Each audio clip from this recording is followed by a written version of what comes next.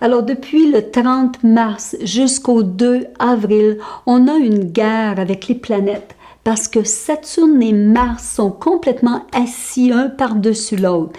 Et ces deux planètes maléfiques, quelque part, elles cherchent le pouvoir ou elles se battent pour le contrôle. Alors, qu'est-ce qu'on va faire? Parce que dans le fond, ce que ça nous donne comme effet, on peut être agité, on peut avoir toutes sortes d'attitudes, d'arrogance ou d'être très fâché avec plein de choses. C'est normal parce que ces planètes-là sont ensemble. Mais il ne faut pas oublier que Mars veut de l'action, il veut sortir, alors que Saturne veut de la réflexion, il rentre à l'intérieur. Et imaginez-vous, ces deux planètes se battent en ce moment. Alors, comment on va faire pour avoir de la paix, pour avoir un peu comme un armistice qui va lever le petit drapeau blanc? Alors, c'est sûr qu'il faut essayer d'être calme, il ne faut pas mettre plus d'huile dans le feu qu'on appelle. Il faut essayer d'être raisonnable, puis garder notre équilibre, c'est très important. Parce que quelque part, ces difficultés font partie de notre vie maintenant. Alors pourquoi pas les mettre de notre côté? Pourquoi pas apprendre à vivre avec ces circonstances qui sont complètement hors de la normale? Parce qu'il ne faut pas oublier le signe Capricorne. Alors c'est un des 12 signes qui travaille le plus dur. Alors rien n'est facile pour lui, rien n'est gratuit pour le Capricorne. Alors il travaille fort, fort, fort, beaucoup de persévérance, mais les récompenses vont être très grandes aussi. Quand j'ai rencontré une de mes collègues, Jacinthe, et elle allait bien, on s'est vu à distance, et ses yeux étaient tout pétillants, et je lui dis « Oh Jacinthe, tu vas bien? À quoi penses-tu? » Et elle me dit « Well, Guylaine, j'ai le choix. J'ai le choix d'être très anxieuse et nerveuse avec tout ce qui se passe, ou j'ai le choix d'avoir de l'espoir, parce que je le sais que ça va passer, on ne va pas toujours vivre ça. » Mais je veux me rappeler dans ma mémoire comment j'ai passé au travers et je veux rester positive. Depuis mars, le 17 mars, jusqu'au 31 mars, alors on le sait, on était dans un Kalsurpa Yoga, qui veut dire toutes les planètes sont prises ensemble. Et quand les planètes sont comme ça vient couper la carte en deux, qui nous donne un grand déséquilibre où on se sent déstabilisé.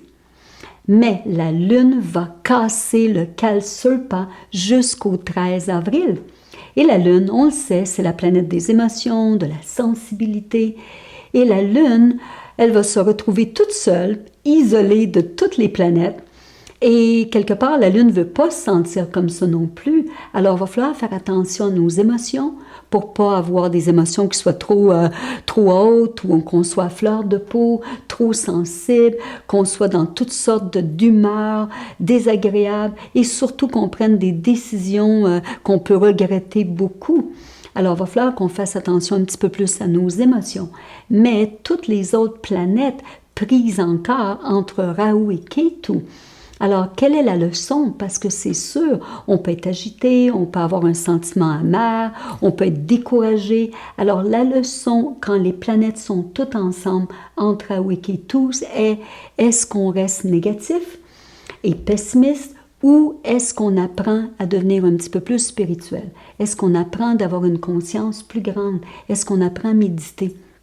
Alors, pourquoi pas mettre tous ces outils de notre bord et cela va nous aider. Parce que la Lune qui est toute seule, elle, ce qu'elle a besoin de support. Alors, supportons-nous tous. Alors, un coup de téléphone à un ami, à la famille, aux gens autour. Nous, on est là pour vous, vous le savez. Vous avez besoin juste de nous appeler, puis ça va nous faire un grand plaisir. Ou nous écrire aussi. Une bonne nouvelle quand même, c'est que Vénus maintenant est en Taureau. Et Vénus est dans son signe, Taureau est un autre signe de terre qui est très pratique et solide. Et Vénus, on le sait, c'est la planète de l'amour. Alors, quelque part, c'est le temps en ce moment de se mettre un aimant dans le cœur. Alors, qui veut dire quoi? C'est le temps de donner de l'amour inconditionnel, c'est le temps d'avoir de l'empathie, c'est le temps d'être généreux, d'être gentil, toutes ces belles qualités de bienfaillance, c'est le temps de les mettre de notre côté avec Vénus en Taureau. Habituellement, Vénus reste seulement 25 jours dans un signe.